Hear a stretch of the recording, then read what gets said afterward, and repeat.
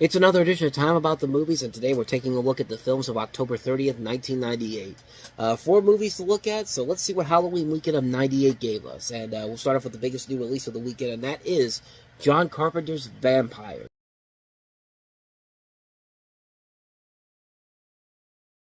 So based off of a novel of the same name, this is basically James Woods starring as a leader of a team of vampire hunters. After his parents were murdered by vampires, he was raised by the Catholic Church to become their master slayer, and the plot is centered around his efforts to prevent a centuries-old cross from falling into the hands of Jan Valik, a reference to Valak, played by Thomas Ian Griffith, who's the first and most powerful of all vampires, and also stars Daniel Baldwin and Cheryl Lee as a prostitute, Tim Guinea and Maximilian Schell.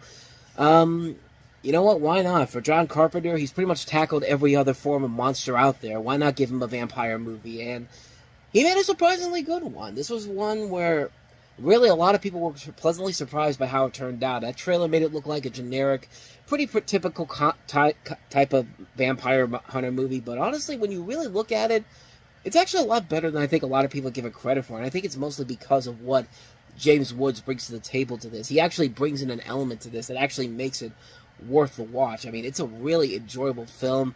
It gets intense when it needs to. It shows a lot of good action, a lot of good visuals overall, a great cast overall. But really, the one thing you really take away from it is that James Woods really has given it his all in this movie, and it definitely shows on screen. It's a really solid film. It's a film that is probably the last great film John Carpenter ever made. I mean, this was his last most successful film that he made as a director. Following this, he did Ghost of Mars, which is basically just yet another Aliens retread. But this was a really good movie. I really enjoyed it a lot. I was actually more than surprised at how much I enjoyed this movie. I was not going into it with a lot of high expectations because this has a polarizing reception on critics. Some people like it, some people really don't like it. But I found myself really enjoying it. I thought it was actually a really solid movie. And you know what? 25 years later, it's coming up on Halloween. If you're looking for something that's kind of an underrated gem, definitely check this movie out. I was actually really surprised at how much I enjoyed it. So that's Vampires. So let's go ahead and move on to the next movie. Holly Hunter, Queen Latifah, and Danny DeVito in Living Out Loud.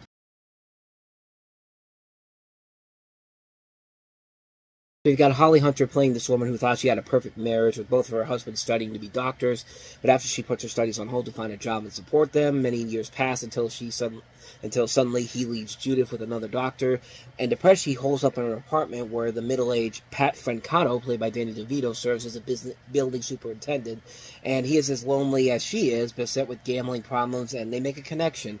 Yet when he wishes to pursue a romantic relationship, she only sees a friendship, and her friend, played by Queen Latifah, sings in a nightclub and makes attempts to improve Judith's love life as well as her own.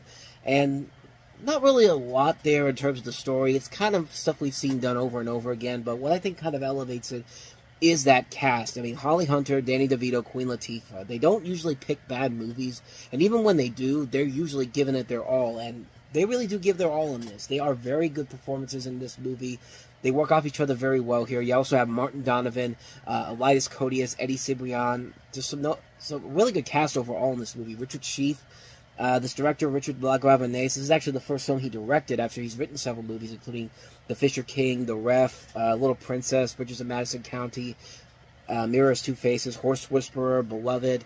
I mean, he's a really solid filmmaker, and I think he does a very good job in his directorial debut here. Right? It's a really solid film.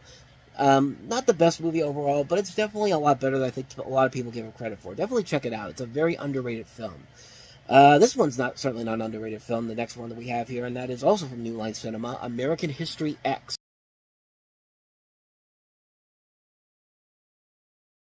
Kind of like with that Pupil that we talked about last time. Definitely a film that's pretty much ahead of its time, honestly. This is a film where you have Edward Norton and Eddie Furlong. They play two brothers from Los Angeles who are involved in the white power, skinhead, and neo-Nazi movements. The older brother serves 3 years in prison for voluntary manslaughter, is rehabilitated during that time, and then tries to prevent his brother from becoming indoctrinated further.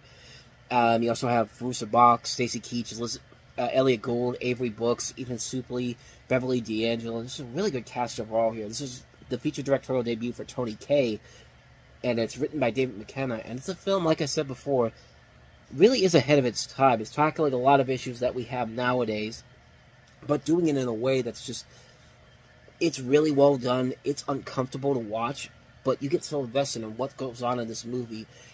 it's mostly because of the performances by Edward Norton and Eddie Furlong that really elevates this to a whole nother level. The movie overall does a very good job of just hitting you with the hard stuff right off the bat, and it does a very good job of handling everything that needs to get its point across. And I think it really does serve a lot of purpose now, where it can be very timeless for something that sadly is something that has to be continued to be a factor in life even to this very day. Like I said, it's a film that serves a lot of things that have made it stood the test of time. It's a film that's very much held up over 25 years later.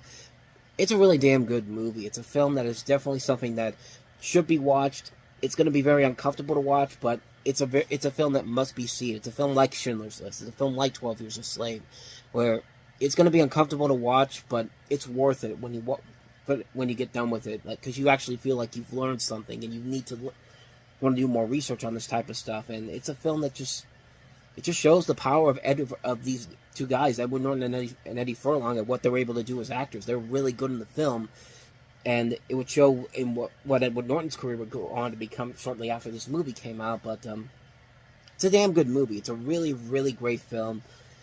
Definitely check it out. If you haven't seen it, you're doing yourself a major disservice. So with that said, on to the last one we have here, and that is Talk of Angels.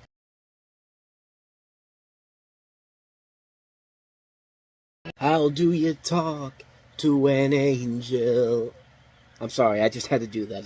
That song came into my head as soon as I saw the title for this. But this is based off of a novel from 1936, and based on the life of this woman, Mary Lavelle. It tells the story of Lavelle, who travels to Spain in the mid-1930s to teach English to the young daughters of a prominent family. Over the course of the film, she becomes drawn to the family's married eldest son, and their affair unfolds with the increasing violence associated with the early days of the Spanish Civil War as the backdrop. And does that sound familiar? I mean, it sounds very much like a mix between The King and I, and this film has received a lot of comparisons, unfavorable ones, to stuff like Casablanca, Dr. Zhivago, Jane Eyre, Gone with the Wind. I've never seen the film, and quite frankly, I really have no real interest in seeing it. Even if it is a decent-looking film, it just looks like an Oscar bait film. It looks like a film they try to push out there around this time of the year, and hopefully they get some Oscar buzz on it. And needless to say, I don't think this movie did anything like that. So, yeah, I have no real interest in checking this movie out. So, yeah, not much more to say about that one. That's Talk of Angels. Alright, so now we're going to get into the good stuff next time we meet. We're getting into the crux of the 1998 holiday movie season. Next time we'll have 9 movies, including Adam Sandler's The Waterboy. We also have The Siege with Denzel Washington, Meg Ryan, and Bruce Willis.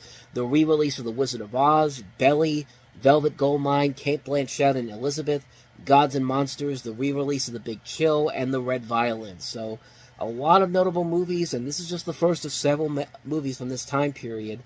So, a lot of movies to get into in the next couple of days. So, we'll definitely get into those as we move forward and we get closer to the end of 1998. But until then, thank you very much for watching, and if you want to see more videos like this, please hit the playlist on the next page.